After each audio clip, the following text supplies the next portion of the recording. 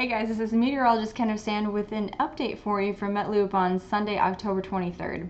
Weather across the United States has just been wonderful, so rather than talk about how wonderful it is, I'm going to give you an opportunity to take a tour through the mind of a meteorologist and give you an idea of what I'm looking at to determine what this week has in store for us, and then we'll look a little bit more in depth into conditions for tonight and into tomorrow.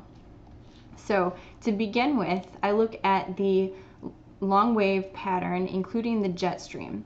And this right here shows wind speeds. So where it's red and getting into purple, that just indicates higher wind speeds. So as you can see, the jet stream is just off the west coast and cannot really make this turn, which means it has to slow down. So this indicates that there's quite a sharp trough off the west coast of the United States.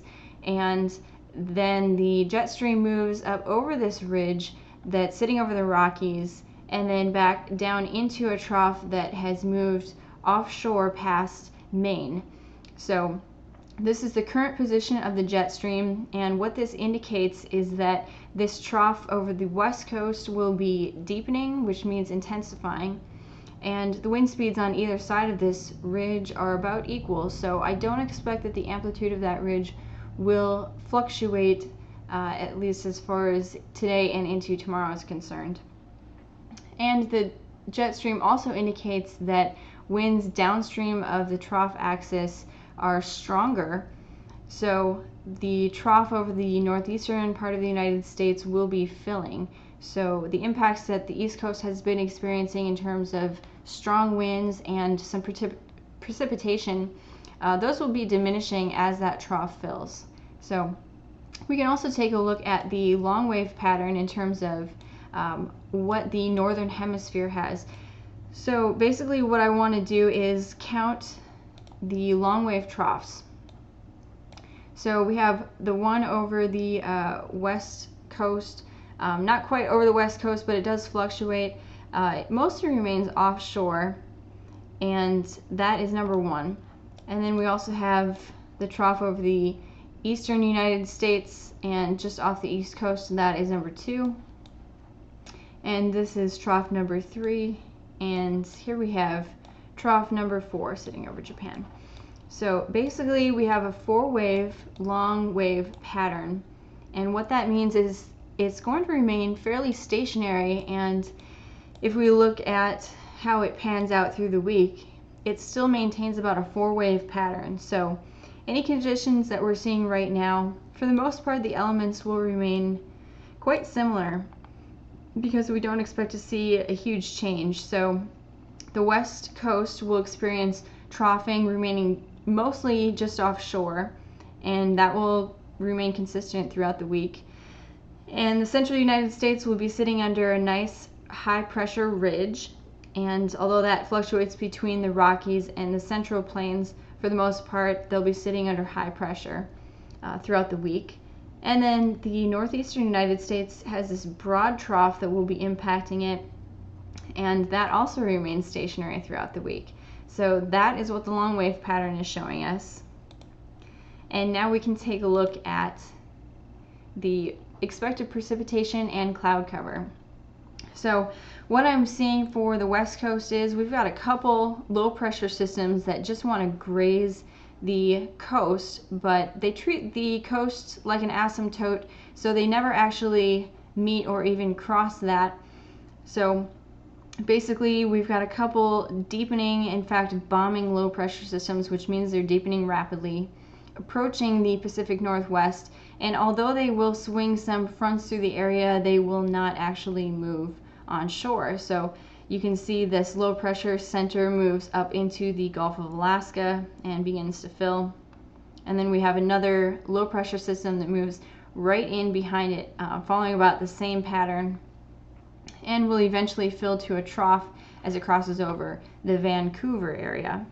And we also have a trough that is bringing some showers right now to Southern California, and that will move into the desert southwest, and as it crosses the Rockies, that's going to bring some increased potential for thunderstorms to the Central Plains, but that remains a low-level feature, so it doesn't have a lot of upper-level support. So we'll take another look at what that means in just a moment. But you can see for the rest of the United States, as I mentioned, mostly high pressure dominant throughout the week. We've just got a couple perturbations that move through, but for the most part, the chance for a significant amount of precipitation or severe weather is very low. Now we can take a look at the thunderstorm potential, and as you can see, the potential right now is very low, and that matches with what we're seeing, really no strikes of lightning anywhere within the United States. And as we get into tomorrow, that area of low pressure that I mentioned coming in over Southern California reaches Utah and Arizona, so that increases potential for thunderstorms in that area. But we don't expect right now that that will bring any severe weather, just some regular thunderstorms. And then as that crosses the Rockies, so as we get into Tuesday, you can see the potential for thunderstorms really increases into the 80% to 90% range. So as I mentioned, this is a low-level feature.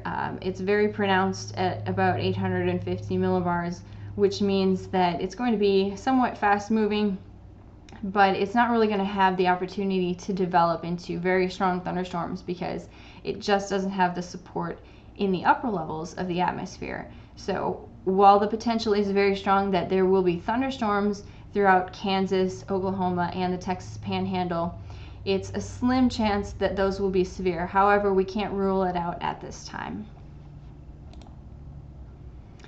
And taking a look at the temperatures right now, these are for the overnight lows, and you can see across most of the northern half of the United States, temperatures will be nearing the freezing point in the 30s and 40s, and for the southern half of the United States, a little bit closer to the 50s and 60s for your overnight lows.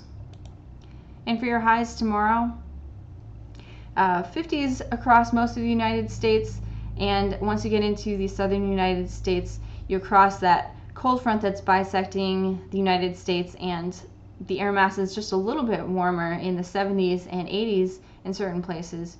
But for the most part, since we're all under this nice high pressure ridge, conditions will be mostly clear and drier than usual, so it'll be very pleasant again tomorrow.